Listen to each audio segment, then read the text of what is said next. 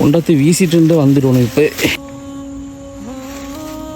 யாரும் இல்லை, யாரும் பார்க்கல, யாரும் வரல. வீசிட வேண்டியது அவசரமா.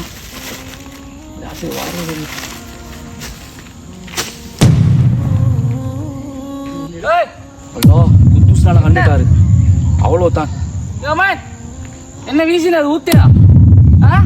நான் வீசல இல்லப்பா, சின்ன கொஞ்சம் மூத்ததான், வேற ஒண்ணும் இல்ல. மருவா போட்டுட்டே நீ இங்க வீசிட்டு போற. நீங்க அப்படி வீச வேணாம், அது சரியில்லை. அப்படி வீச வேணாம், ரோட்ல வீசிட்டு போற அடுத்துட்டு காணியில அப்படி வீச வேணாம் மேன், அப்படி வீச வேணாம், சரியில்லை. அது சும்மா என்ன போட்டுட்டே நீ, பிரச்சனை ஒன்று இல்லை. நீ அவன் உளுத்ததானே, உட காணி இல்லையே, நீங்க பேசணும். உட காணி இல்லையே, உட ஒன்றும் இல்லையே. ஏன் இந்த காணி இல்லாததுக்கு அடுத்த கட்ட காணி ரோட்ல எல்லாரும் போற வாரு அப்படி செய்வான நீங்க. சரியில்லாத வேலையில அடுத்த கட்ட பதுவாக்கு உடகாணியில போடல. நீங்க பேசணும், நீங்க பேசணும். அருவம் பார்த்து போட கொண்டு சொல்றவனுக்கு பேசி கொக்கல. நீ என்னப்பா எப்ப பாரு ரெண்டு பேருக்கும் சண்டை பிடிச்சு கொண்டு தான் இருக்கிறது. என்ன சண்டைப்பா, என்ன பிரச்சனை, என்ன பிரச்சனை? பாருங்க அதுரா செய்யற வேலைய.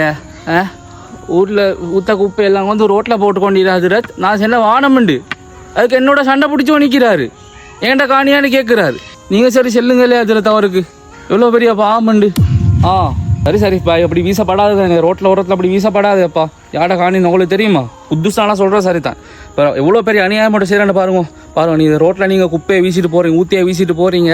அதால் எத்தனை பேர் பாதிக்கப்பட்டுன்னு பாருங்க. அதை காணியிலே உரிமையாளர் பாதிக்கப்பட்டு, அதே போல பாதையில போற வாரவங்க பாதிக்கப்படுறாங்க. சுற்றுச்சூழல் நாசமாகுது.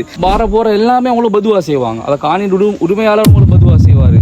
அப்ப எவ்வளவு பயங்கரமான விஷயம் நீங்க செய்யறன்னு பாருங்க பார்ப்போம். இதுக்கு பின்னால் இப்படி செய்ய வேணாம், விளங்கிச்சா? நபி ஸல்லல்லாஹு அலைஹி வஸல்லம் 3 இடங்கள்ல நஜீஸ் பண்றவங்க, அசுத்தப்படுத்துறவங்களோட விஷயத்துல சொன்னாங்க, அவங்களுக்கு சாஃபமிக்குன்னு எச்சரிச்சாங்க நபி ஸல்லல்லாஹு அலைஹி வஸல்லம்.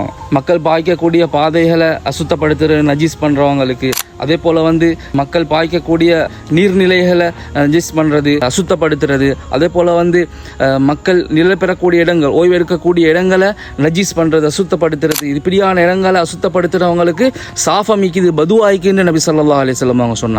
அதனால கவனமா இருந்துக்கோ. இப்ப நீங்க இது மாதிரி வேலை செய்யறது வந்தீங்க தானே, அடுத்தவங்களோட பதுவா சம்பாதிக்கிற விஷயம் நபி ஸல்லல்லாஹு அலைஹி வஸல்லம் அவங்க சொன்னாங்க, அநியாயம் இழைக்கப்பட்டவன் பதுவாவுக்கும் அல்லாஹுக்கும் மத்தியில எந்த திரையும் இல்லைன்னு சொன்னாங்க நபி ஸல்லல்லாஹு அலைஹி வஸல்லம். அப்ப நாங்கள் எவ்வளோ பயந்து கொள்ளணும். அவர் சும்மா சரி அவர் பதுவா செஞ்சான்னு சொன்னா, ஏதாவது ஒன்றை சொல்லி சொன்னான்னு செஞ்சான்னு சொன்னா அது பழிச்சிடும்.